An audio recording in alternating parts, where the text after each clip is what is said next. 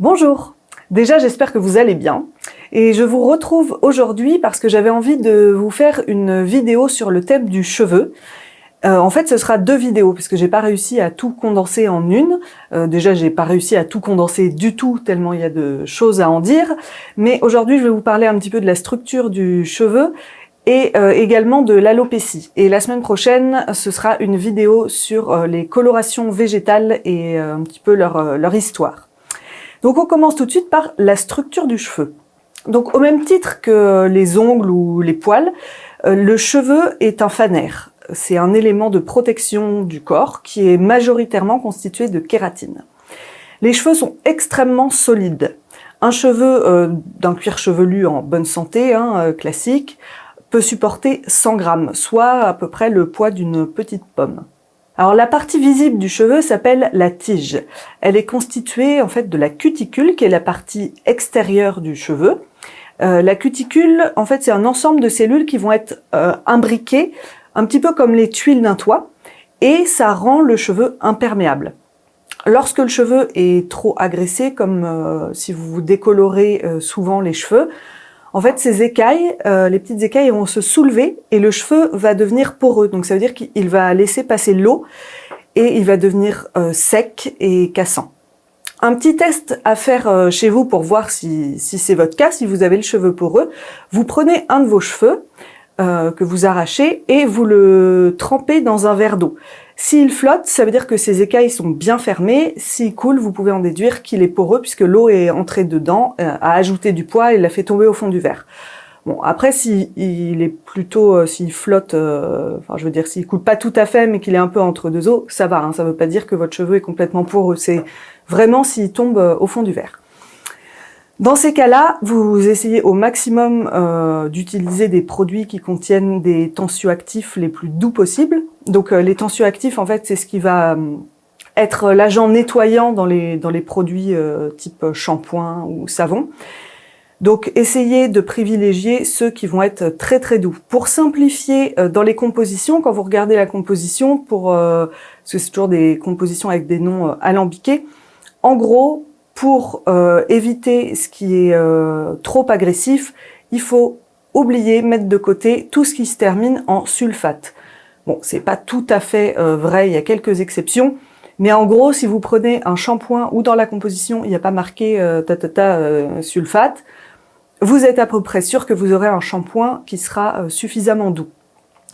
Vu que la tige est un élément du cheveu qui est mort en quelque sorte, parce qu'en fait il n'y a pas de multiplication cellulaire au sein de la tige du cheveu, il n'y aura pas de solution miracle pour réparer les longueurs en fait.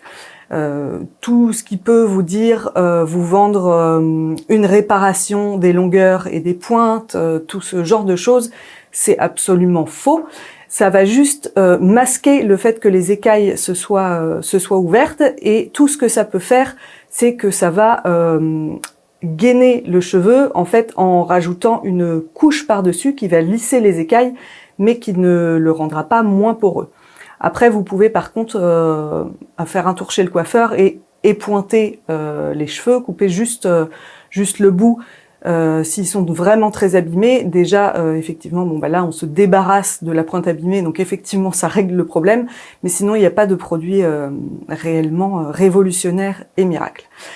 Mais en attendant qu'ils poussent naturellement, puisque c'est comme ça qu'ils vont finalement se réparer, c'est en tombant et en ayant des nouveaux cheveux sains qui vont pousser derrière, vous pouvez quand même faire des bains d'huile. En fait, ça va vous éviter, si vous voulez pas acheter, bien sûr, de masques conventionnels avec des silicones ou des produits qui vont être juste pour masquer le cheveu, mais de manière pas forcément très naturelle. Donc, vous pouvez faire des bains d'huile. Moi, je fais ça, j'essaye de le faire régulièrement. Je suis pas hyper assidue. Vous prenez avant votre shampoing, en fait, vous mettez de l'huile végétale sur vos cheveux, donc bien des racines aux pointes. Vous massez bien. Et vous allez laisser poser ça pendant au moins 30 minutes. Donc vous pouvez prendre n'importe quelle huile végétale, même de l'huile d'olive que vous avez chez vous. Sinon il y a des huiles spéciales, notamment il y a l'huile de ricin qui est très bien pour le cheveu. mais sinon vous pouvez utiliser n'importe quelle huile que vous avez sous la main.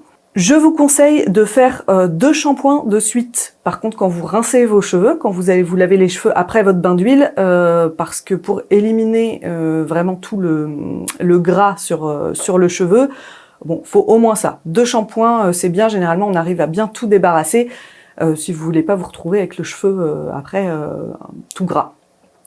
Ensuite, dans la structure du cheveu, à l'intérieur en fait de cette petite gaine, on va dire, on trouve le cortex. C'est la partie qui est la plus épaisse du cheveu et qui va être plus ou moins épaisse selon l'épaisseur du cheveu en lui-même. Si vous avez le cheveu épais, alors pas beaucoup de cheveux, il faut faire la différence entre quand on a beaucoup de cheveux et le cheveu épais. Si vous avez le cheveu épais, donc le cortex sera plus gros que sur les cheveux très très fins. Et en fait, c'est un petit peu l'élément qui va garantir la force du cheveu, son élasticité et aussi qui va donner sa forme, si vous avez le cheveu très lisse ou le cheveu bouclé. Bon, je vous passe ce qui fait que ça donne la forme aux cheveux, c'est avec des liaisons entre les molécules. Bon bref, je rentre pas dans le détail. Le cortex contient également la mélanine qui va servir à déterminer en fait la couleur de vos cheveux. Au même titre que la couleur de la peau, les cheveux contiennent également de la mélanine et ce qui va faire que vous avez le cheveu plus ou moins clair ou foncé. Et au centre de toute cette gaine et du cortex, on a la moelle du cheveu qui va être un élément très très fin, comme un petit tube, qui va être très fin et qui est parfois absente. En fait, chez les gens qui ont les cheveux vraiment extrêmement fins, il peut arriver qu'il n'y ait pas de moelle du cheveu, ou alors qu'elle soit discontinue, qu'elle soit pas tout le long de la tige du cheveu. Et d'après ce que j'ai pu trouver dans mes recherches, elle n'a pas vraiment d'importance dans la vie du cheveu. Alors la partie la plus importante du cheveu et la seule partie sur laquelle on peut avoir une réelle action, même si c'est pas énorme, mais une réelle action, ça va être la racine du cheveu. Elle est dans le cuir chevelu, à l'intérieur d'un petit sac qui s'appelle le follicule pileux. Et le long de la racine, on va trouver une glande qui est la glande sébacée et qui va sécréter du sébum. Et à la base, on va trouver un renfoncement dans le bulbe qui permet aux vaisseaux et aux nerfs d'atteindre le cheveu. Alors la vie du cheveu comporte 3 phases. La phase anagène, où le cheveu va pousser pendant 2 à 5 ans. Donc c'est le cas de 85% des cheveux qui sont présents sur notre tête. La phase catagène, où le cheveu n'est plus relié aux vaisseaux ni aux nerfs. Ça va être environ 3% des cheveux qui sont sur nous en permanence qui sont dans cette phase-là. Et la phase télogène, qui elle représente à peu près 12% des cheveux qu'on a sur la tête, dans laquelle le cheveu ne pousse plus et va tomber lorsqu'un nouveau cheveu va pousser derrière lui. Et ça, c'est une phase qui va durer 6 à 7 mois. Bon, maintenant qu'on a parlé de la structure du cheveu, je voulais parler de l'alopécie. L'alopécie, c'est un terme en fait qui va désigner de manière générale la chute des cheveux lorsqu'elle est importante et sur une longue période. De base, on perd normalement une 60aine de cheveux par jour. Tous, c'est pareil pour tout le monde, c'est le renouvellement normal du cheveu et ça pose pas de soucis. Pour les femmes, la quantité de cheveux qu'on perd tous les jours, ça va varier aussi en fonction des saisons. On va en perdre plus en automne et au cours de la grossesse. Il y a une perte importante qui peut se produire au début de la grossesse, dans le premier tiers de la grossesse, et environ 6 semaines après l'accouchement ou alors à la fin de l'allaitement. Bon, ça dépend des femmes, ça n'arrive pas à toutes les femmes pendant leur grossesse, c'est comme pour tout, mais voilà, c'est quelque chose qui peut arriver, qui est assez courant. Pour vous, messieurs, il existe une joyeuseté héréditaire nommée alopécie androgénique masculine. Donc, elle est généralement transmise par un père ou un grand-père et elle vous condamne à perdre vos cheveux, principalement au niveau des tempes et du vertex. Donc le vertex, c'est la partie qui se situe à l'arrière et au-dessus du crâne. Donc la coupable, c'est en fait la testostérone, mais de manière indirecte. La testostérone va être transformée en dihydrotestostérone, qui, elle, va accélérer la chute des cheveux et la disparition du follicule pileux. Donc il existe des traitements topiques. Donc traitement topique, ça veut dire des traitements à utiliser localement, que vous allez appliquer sur votre cuir chevelu, et des traitements systémiques. Donc ça, c'est un petit cachet qu'on doit prendre tous les matins. En fait, ce sont des traitements, déjà des traitements médicaux qui doivent être prescrits par un dermatologue. Ça ne fonctionne pas chez tout le monde. Le traitement topique, je crois que c'est un tiers des patients à qui ça ne fait rien, un tiers qui voit la chute du cheveu stoppée et un autre tiers qui voit une repousse du cheveu. Et le traitement systémique, le petit cachet qu'on prend tous les matins, ça c'est un traitement qui va avoir quand même de lourds effets secondaires. Donc évidemment, voilà, vous en parlez à un dermato si vous avez envie de vous orienter vers cette voie-là. Et il faut savoir quand même que ce sont des traitements qui fonctionnent tant qu'on les prend. C'est pas quelque chose qui va guérir l'alopécie, c'est quelque chose qui va la stopper dans le meilleur des cas. Mais si vous arrêtez le traitement, évidemment l'alopécie, la chute des cheveux reprend.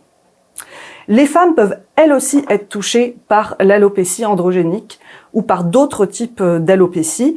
Donc il y a les alopécies qui vont être diffuses, qui vont être en plaques ou qui vont être totales. Donc c'est le cas d'une femme sur 5 à différents degrés d'importance, bien sûr. Donc ça concerne quand même énormément de monde. Et dans tous les cas, si vous vous rendez compte que vous commencez à perdre vos cheveux de manière très importante ou vraiment que vous commencez à voir qu'il y a des endroits qui deviennent clairsemés, il est indispensable de consulter un dermatologue afin de trouver la catégorie à laquelle appartient votre alopécie. Ou bien sûr, enfin voilà, si ça vous importe peu, oui, il n'y a pas de problème, vous consultez pas, quoi. C'est pas, je vous intime pas l'ordre d'aller consulter, hein, vous faites ce que vous voulez, mais moi c'est ce que je ferais en tout cas. Donc l'alopécie peut venir de plein de choses. Par exemple, elle peut venir d'un manque de fer ou de malnutrition, de troubles de la thyroïde ou encore être induite par un médicament comme les chimiothérapies qui vont vous faire perdre vos cheveux. Mais il y a tout un tas d'autres thérapeutiques qui peuvent induire une alopécie. On peut pas dire qu'il y ait de remède naturel miracle à la chute de cheveux. Hein, je vais pas vous expliquer que oui, j'ai trouvé un super produit qui va être génial et qui va vous empêcher de perdre vos cheveux. Je pars du principe que déjà de prendre soin de son cuir chevelu, ça peut pas faire de mal, ça peut faire que du bien. Après, voilà, il y aura pas de solution radicale. Pour ma part, j'ai les cheveux qui sont nombreux, donc j'ai beaucoup de cheveux et qui vont être assez épais. Je les lave 2 fois par semaine avec des shampoings doux, sans tensioactifs irritants. Bon, j'ai essayé quelques shampoings solides dans une idée d'un truc un peu zéro déchet, mais pour le moment, j'en ai pas trouvé qui soit suffisamment doux. Et vu que les shampoings solides, ça dure longtemps, voilà, quand j'en ai fini un, j'en ai pas forcément racheté un autre derrière. Et en plus, celui que j'avais utilisé, notamment, je pense à un où c'est même pas moi qui l'ai le plus utilisé, c'est ma fille qui, elle, par contre, a adoré. Donc, je ne lave au shampoing que la racine de mes cheveux. Je vais pas du tout mettre du shampoing sur les pointes, sauf quand je fais un bain d'huile, évidemment, sur toute la chevelure. Là, bon, je nettoie tous mes cheveux. Mais sinon, voilà, je mets du shampoing qu'à ce niveau-là, donc c'est pas mal parce qu'en plus ça permet d'économiser. Et vu que des fois j'achète des shampoings qui sont un petit peu chers, au moins on en utilise moins. Donc par exemple, je vais vous montrer les 2 shampoings que j'utilise en ce moment. Il y a celui de la marque Wamisa, donc que j'ai pris c'est celui pour cuir chevelu sec, et c'est un shampoing qui contient 510 millilitres et qui coûte un peu moins de 40 €. Il est très bien, il sent vraiment par contre les herbes, faut aimer. Mais voilà, il est très bien et il mousse beaucoup parce que des fois il y a des shampoings naturels qui moussent pas beaucoup ou pas. Des fois il y en a qui ne moussent pas au premier shampoing, qui vont mousser au deuxième shampoing. Mais celui-ci mousse très bien. Et sinon, celui que j'utilise et que ma fille adore aussi, c'est celui-ci de la marque Calia, qui est le shampoing purifiant pour cheveux normaux. Ils en font enfin, il y a plusieurs gammes et dans chaque gamme, il y a pour plusieurs types de cheveux. Et ceux-là sont très abordables et voilà, je n'ai pas regardé avant de tourner le prix de celui-ci, mais on est plus aux alentours de 10-15 €, voilà, si je veux pas dire de bêtises, et il contient 360 millilitres, donc ça dure assez longtemps, ça dure même bien longtemps, hein, celui-ci je l'ai depuis super longtemps, et je vous mettrai de toute façon dans la description les deux références avec le prix exact du shampoing. Donc le seul autre soin que j'utilise sur mes cheveux en ce moment, ça va être les bains d'huile. Donc, pour le bain d'huile, je prends un mélange d'huile pour cheveux du site Aromazone, voilà, qui se présente comme ça. Donc, ça contient 250 ml et il coûte 7,50 €. Donc, déjà, je trouve que le prix est vraiment, vraiment abordable. Après, voilà, je sais que j'ai entendu, bon, voilà, des choses sur le site Aromazone. Voilà, je suis mitigée. Le fait est que c'est quand même un mélange d'huile qui est très très chouette, qui est efficace et qui est pas cher du tout. Donc je trouve ça cool. C'est celui que je conseille à mes copines. Donc il contient de l'huile d'amla, de l'huile de ricin, de l'huile de coco, de l'huile de moutarde, de brocoli, d'avocat, de jojoba et d'olive. Donc c'est un mélange d'huile qui est assez complet. Et notamment l'huile de jojoba qui est intéressante pour le cuir chevelu afin de séboréguler. En fait, ça va réguler la production de sébum. C'est-à-dire que sur les cuirs chevelus qui vont être secs, ça va éviter la sécheresse du cuir chevelu. Et sur les cuirs chevelus gras, ça va diminuer la production de sébum. Bref, voilà, c'est une huile que je trouve vraiment top. Je l'applique avec une pipette en fait, parce que si je verse comme ça dans ma main, je trouve pas ça, je trouve qu'elle se diffuse pas bien au niveau du cuir chevelu. Donc j'ai un petit flacon en verre avec une petite pipette, je prélève dedans et comme ça j'applique avec la pipette pour être au plus proche de la base du cheveu. Au niveau de l'alopécie dont je parlais juste avant, je me suis rendu compte depuis, ça fait plusieurs mois, que je me suis aperçue qu'ici je perdais un petit peu mes cheveux en fait sur le devant et que j'avais souvent des petites démangeaisons ici associées à des rougeurs et des petites pellicules. Donc dans mon petit mélange d'huile, je rajoute quelques gouttes d'huile essentielle de sauge clarée qui va être réputée justement pour lutter contre les pellicules. Donc je me suis longtemps questionnée, est-ce que c'est les produits pour cheveux que j'utilise qui ont créé ça et tout ça? Et je trouvais ça bizarre parce que quand même j'ai viré tous les tensioactifs agressifs et tout ça. Et non, en fait, je me suis rendu compte que ces rougeurs et tout ça, c'est apparu depuis que je m'attache beaucoup plus souvent les cheveux, notamment au travail. Et vu que j'ai les cheveux épais, qui sont longs, ils vont être lourds. Et quand j'attache mes cheveux bien serrés, ça va faire une traction en fait sur la base du cheveu. Et c'est ce qui peut créer une alopécie qu'on appelle de traction. Donc pour l'huile, je la fais poser le plus longtemps possible. Généralement, j'essaye plusieurs heures et je double lave mes cheveux ensuite. Je vois une vraie différence sur le confort de mon cuir chevelu et sur la douceur et la brillance de mes cheveux. Donc la douceur et la brillance, ça c'est bien entretenu je trouve par les shampoings que j'utilise, qui quand même vont descendre en fait sur le cheveu, hein, quoi qu'on y fasse. Mais au niveau du confort en fait du cuir chevelu, je vois clairement la différence quand je suis assidue dans mes bains d'huile, si j'en fais une fois par semaine, ou si je passe 2 semaines à ne pas en faire. Bon, ben voilà, hein, je vois que ça me démange à nouveau et que ça devient à nouveau désagréable. En fait, il y a un autre soin que je fais régulièrement, ce sont des colorations végétales au henné. Donc je vous en parlerai dans la prochaine vidéo. Et cette vidéo est maintenant terminée. Je vous dis à la semaine prochaine et en attendant, prenez soin de vous.